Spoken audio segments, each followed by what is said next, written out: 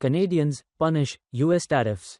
On February 1st, U.S. President Donald Trump announced that he would impose a 25% import tax on all Canadian goods, except for energy products, which will be subject to a 10% tax. Reuters reported, this action has started a trade war, which could reduce global growth and boost inflation.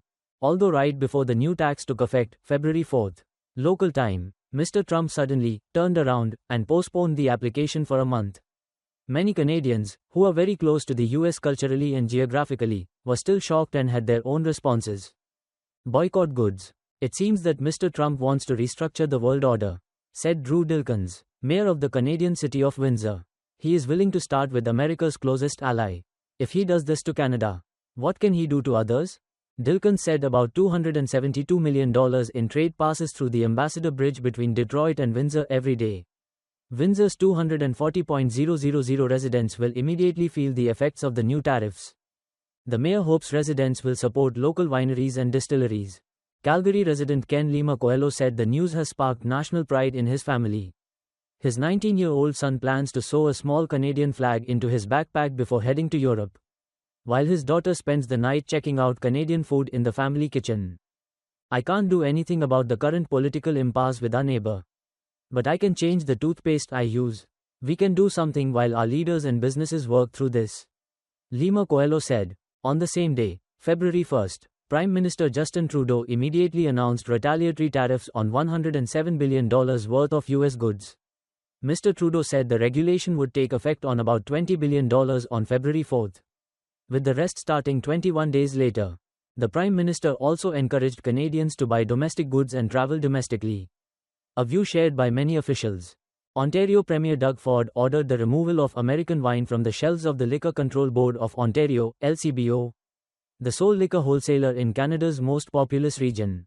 From February 4th, the LCBO sells nearly $1 billion worth of American wine, beer, spirits and sparkling water each year, Mr. Ford wrote on the social network X. Lorraine Mackenzie Shefford said she would change her consumer habits and support Mexican and Canadian products. The country could see job losses. We know that will happen.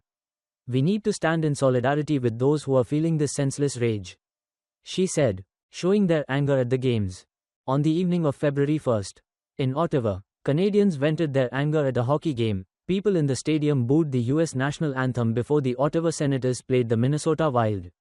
The situation happened again at a basketball game between the Toronto Raptors and the LA Clippers on February 2nd.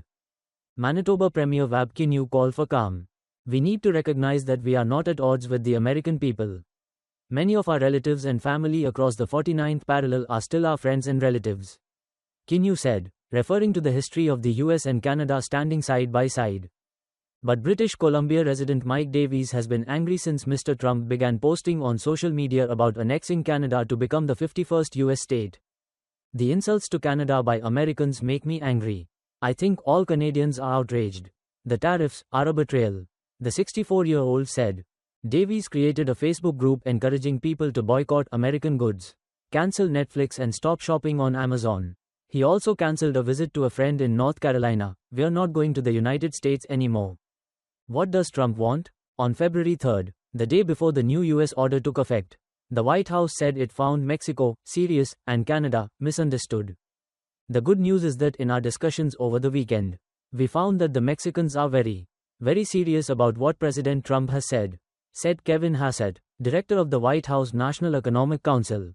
The Canadians seem to have misunderstood the clear language of the executive order.